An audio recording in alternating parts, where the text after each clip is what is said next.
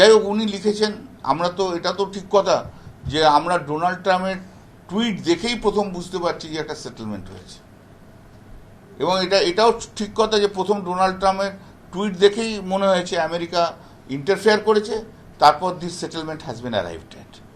That's correct. তার পরবর্তীকালে বিদেশ সচিব বলেছে, কিন্তু ডোনাল্ড ট্রাম্পের একটা রোল রয়েছে। আমি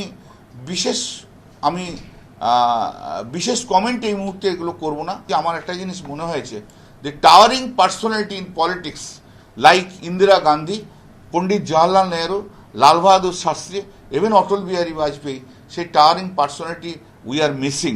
এরা দেশের নায়ক হতে চেয়েছিল, এরা দেশ নেতা হতে চেয়েছিল, এরা দেশকে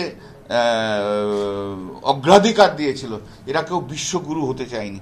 তাই দেশকে যারা করেছে দেশের জন্য, তাদের কাছে I am really remembering this towering personality of our x prime minister.